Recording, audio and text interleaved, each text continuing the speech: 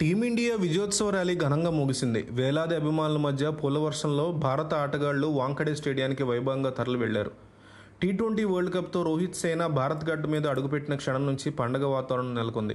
భారత్ జట్టుకి చరిత్రలో నిలిచేలా ఘన స్వాగతం లభించింది. 13 ఏళ్ల ప్రపంచ కప్ నిరీక్షణకి తెరదించిన రోహిత్ బృందానికి అభిమానులు అడుగడుగునా నీరాజనం పలికారు. అయితే టీమిండియా టీ20 వరల్డ్ కప్ సాధించడంలో అత్యంత కీలక పాత్ర పోషించిన ఆటగాడి గురించి భారత మాజీ క్రికెటర్ సునీల్ గవాస్కర్ ఒక జాతీయ మీడియాకి ఇచ్చిన ఇంటర్వ్యూలో మాట్లాడాడు. భారత్ విశ్వవిజేతగా నిలవడానికి ప్లేయర్ ఆఫ్ ది టోర్నమెంట్గా నిలిచిన జస్ప్రీత్ బుమ్రా కంటే కెప్టెన్ రోహిత్ శర్మే కారణమని వివరించాడు. టీ20 వరల్డ్ కప్ 2024లో అత్యధిక వికెట్లు తీసిన బౌలర్ల జాబితాలో బుమ్రా 3వ స్థానంలో ఉన్నాడు.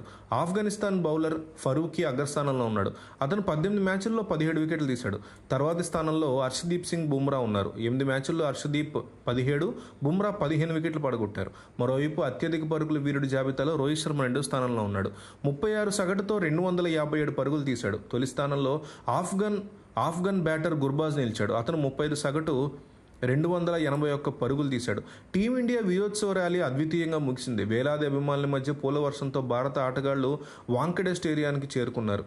అయితే టీ20 వరల్డ్ కప్ గెలవడంతో కీలక పాత్ర పోషించి ప్లేయర్ ఆఫ్ ది టోర్నీగా నిలిచిన జస్ప్రీత్ బుమ్రాని బీసీసీఐ విస్మరించింది. దీని మీద విరాట్ కోహ్లీ స్పందించడంతో చర్చనీయాంశంగా అయింది. అసలు ఏం జరిగిందంటే, వాంఖడే స్టేడియంలో భారత ఆటగాళ్లు కోచింగ్ సిబ్బందికి అట్టహాసంగా గురువారం నాడు రాత్రి సన్మాన కార్యక్రమం చేశారు.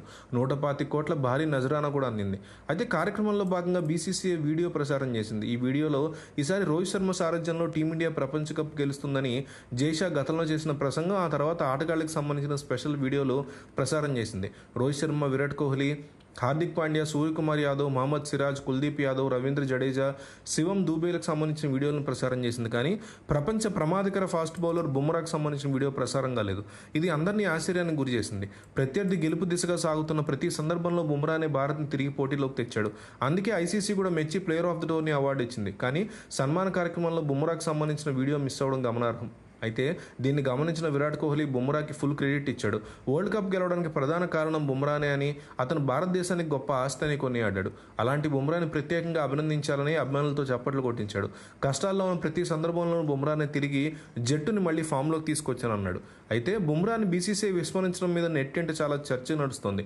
పొరపాటున వీడియో మిస్ అయి ఉంటుందని కొందరు సానుకూలంగా కామెంట్ చేస్తూ ఉండగా మరికొందరు బీసీసీఐ మీద మండిపడుతున్నారు. ఫ్యూచర్ కెప్టెన్ అయ్యే అవకాశం ఉన్న బుమ్రాని కావాలని తనకు దక్కాల్సిన క్రెడిట్ దక్కించకుండా తగ్గించేలా ప్రయత్నం చేస్తున్నారని ఆరోపిస్తున్నారు.